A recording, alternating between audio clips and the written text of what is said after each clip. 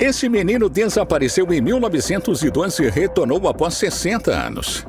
Desde o lançamento do icônico romance A Máquina do Tempo, do escritor Ed Wilson, as teorias têm se proliferado sobre a possibilidade de viajar no tempo. Na história, um cientista pode viajar pelo tempo e aterrissar em uma sociedade futurista na qual o canibalismo é normalizado. Durante muitas décadas, outros livros foram escritos sobre o tema de viagens no tempo, cada um tendo a sua própria visão ou abordagem da ideia. No entanto, existe um grande paradoxo que envolve as viagens no tempo que muitas pessoas desconhecem. Se viajássemos no tempo, mudaríamos imediatamente nosso próprio tempo atual. Em teoria, cada ação tomada por uma pessoa mudaria a história para sempre, levando o mundo em uma direção levemente diferente da que estava seguindo antes. Se fosse possível viajar no tempo, seríamos capazes de encontrar nós mesmos no futuro ou nossos antepassados do passado. Há também a possibilidade de realizar uma ação que pode nos impedir de existir. Então, seria possível viajar no tempo mesmo se fosse esse o caso. No vídeo de hoje, vamos te mostrar a história do menino que desapareceu em 1912 e retornou quase 60 anos depois. Então, já deixa seu like, se inscreva no canal e ative o sininho de notificação para não perder nenhum vídeo novo. E agora vamos ao vídeo.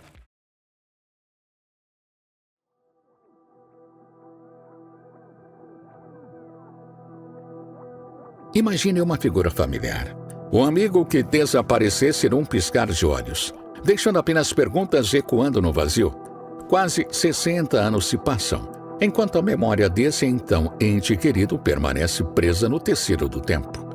Então, como uma sombra emergindo das brumas do passado, essa pessoa reaparece. Mas não é o retorno que se esperava. Seu rosto é o mesmo, mas os olhos carregam um conhecimento profundo, uma sabedoria enigmática que só o tempo poderia ter esculpido. Apesar dos anos que se foram, ele parece intocado pelo tempo, como se estivesse congelado num ciclo próprio, alheio às leis da natureza.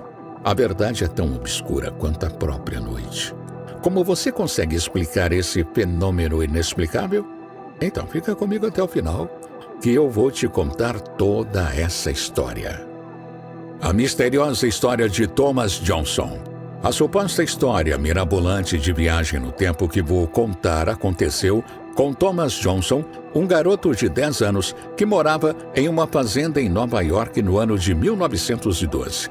Por ser uma história muito antiga, os detalhes não são tão extensos como outros casos do gênero. A questão é que a semelhança com produções como Dark nos faz pensar que existe um ponto de verdade que inspirou a criação. Em julho de 1912, quando Thomas morava com os pais, ele saiu para brincar com alguns amigos perto de um lago na fazenda da família. Estamos falando de um lago que já estava lá antes mesmo do pai de Thomas comprar a propriedade e que havia sido proibido de se aproximar por causa de alguns episódios, digamos, estranhos que aconteceram ao redor. O pai de Thomas dizia que alguns animais que se aproximavam do lugar simplesmente desapareciam e nunca mais eram vistos.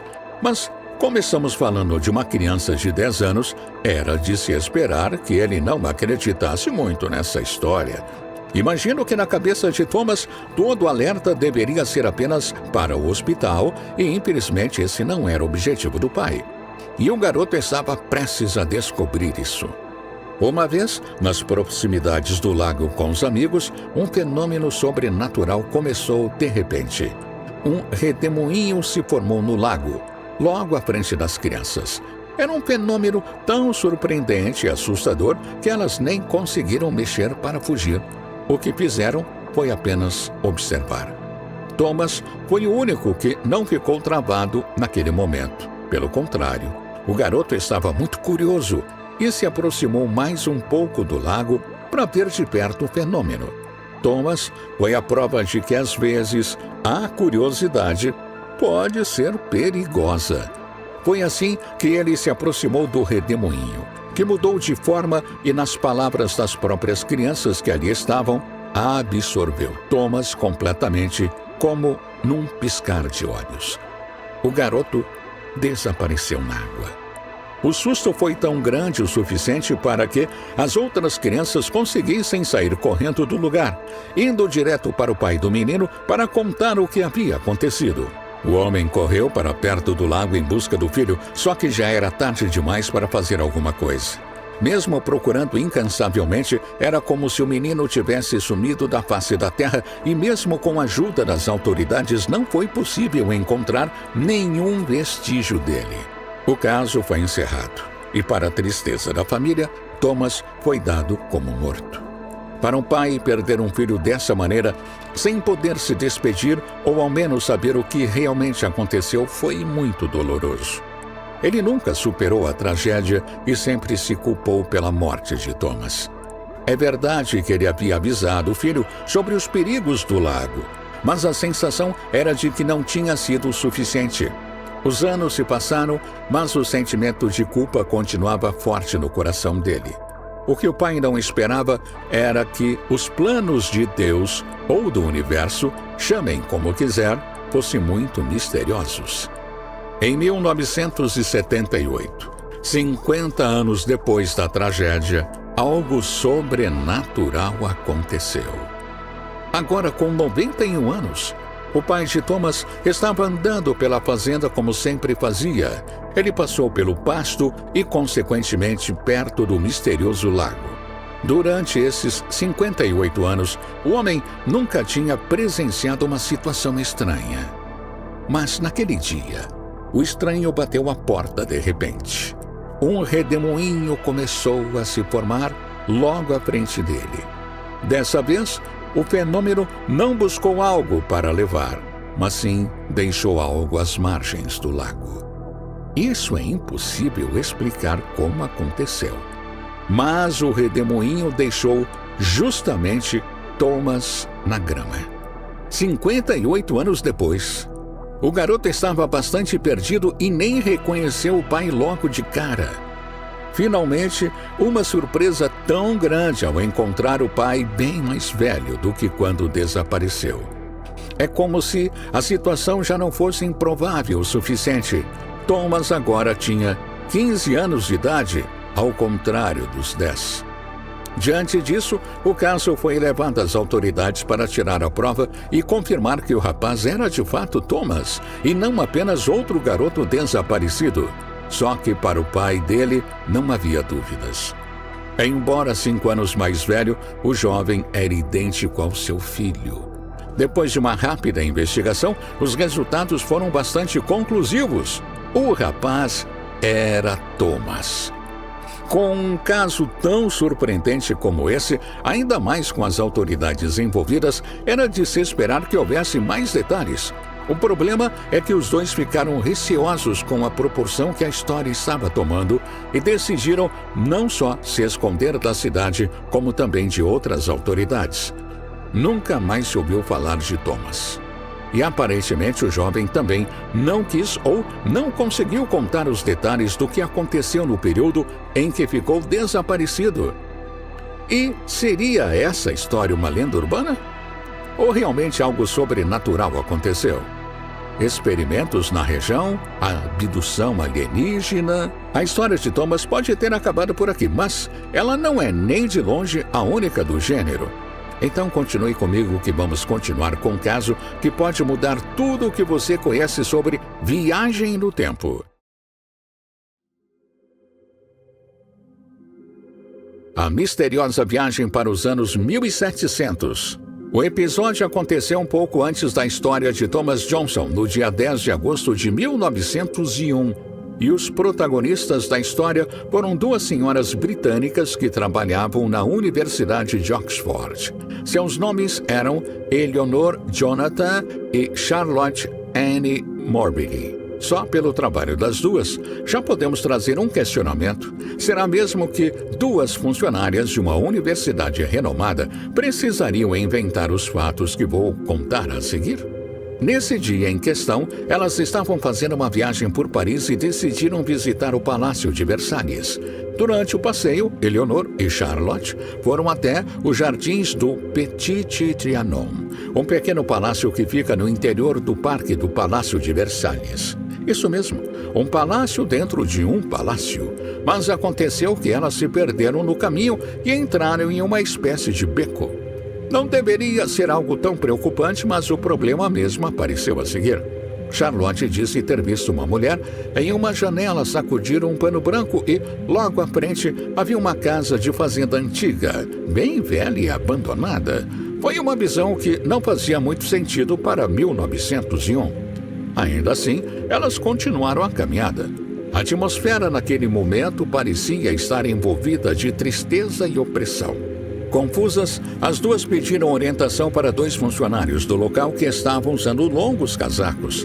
Mas, mais à frente, as estranhezas começaram a aparecer. Nada parecia natural, como elas disseram. As pessoas pareciam artificiais, como se fossem esculturas de cera. As árvores não pareciam ter vida e não havia nem mesmo vento para movimentá-las. Já em um quiosque no local, as duas viram um homem sentado com uma capa e um grande chapéu. A expressão dele era odiosa e Eleanor percebeu que o homem parecia ter marcas de varíola no rosto. Quando Eleanor e Charlotte finalmente chegaram ao Petit Trianon, elas se depararam com a figura mais estranha da viagem. Sentada na grama em frente ao palácio, havia uma mulher desenhando. Ela usava um vestido típico de verão, cabelos longos e estava com um chapéu branco. Se fosse uma turista, essas roupas e a aparência no geral daquela mulher definitivamente estavam fora de seu tempo. Ou melhor, talvez elas é que estivessem. Quanto a essa experiência temporal, Charlotte disse que aquela mulher era ninguém menos que Maria Antonieta, a mesma que nasceu em 1755 e foi executada na guilhotina em 1793. A arquiduquesa da Áustria, rainha consorte da França e Navarra, e pode-se dizer que foi um dos últimos membros da realeza antes da Revolução Francesa.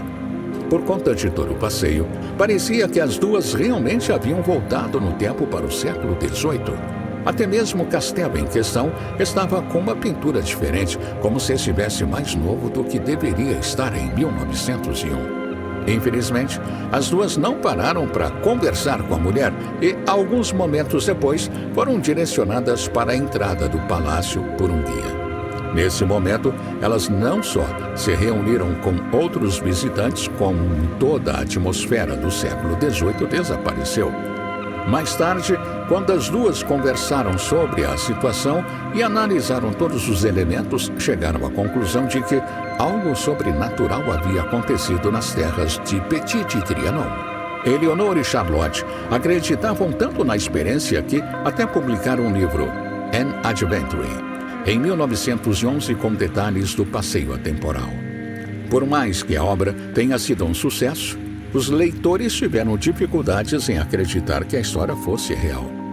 Há quem diga que as duas mulheres simplesmente passaram pelo local em um dia em que uma festa temática estava acontecendo, com pessoas vestindo roupas de época. Mas será mesmo? Seria a experiência de Eleanor e Charlotte apenas uma confusão de duas pessoas que não estavam acostumadas a ver um evento do tipo? Ou podemos acreditar em tudo o que foi dito por elas, hein? Não seria fácil de acreditar, é verdade. Mas, se eliminarmos o impossível, o que sobra, mesmo sendo improvável, pode ser o real. Mas além desses, temos um caso recente que aconteceu nos anos 2000, de um viajante que diz ter vindo no futuro, especificamente no ano de 2556. O autoproclamado viajante do tempo. Em março de 2003, o FBI prendeu Andrew Carlson, o homem de 44 anos que afirmava ter viajado no tempo. A história começou a se desenrolar quando os agentes do FBI o encontraram em uma sala de interrogatório rodeado por uma aura de mistério e intriga. Eles suspeitavam que ele fosse um comerciante interno ou um golpista habilidoso e estavam determinados a descobrir como ele havia transformado $800 em 350 milhões em apenas 2 semanas. Andrew Carlson estava sentado calmamente como se estivesse esperando por aquele momento há muito tempo. os agentes começaram a fazer perguntas, esperando por respostas que os levassem à verdade por trás de sua súbita riqueza. No entanto, ficaram chocados com o que ouviram. Com uma serenidade impressionante, Andrew afirmou que viajara no tempo vindo diretamente do ano de 2556. Ele explicou detalhadamente como tinha conhecimento prévio sobre o comportamento do mercado de ações e como usara essa informação para lucrar imensamente. Embora os agentes ficassem céticos diante de suas afirmações aparentemente impossíveis, Andrew falava com uma convicção tão forte que era difícil não ficar intrigado. À medida que o interrogatório avançava, o mistério ao redor de Andrew apenas aumentava. O FBI não encontrou nenhum registro de sua existência antes do ano de 2002, o que só alimentava a intriga em torno do caso.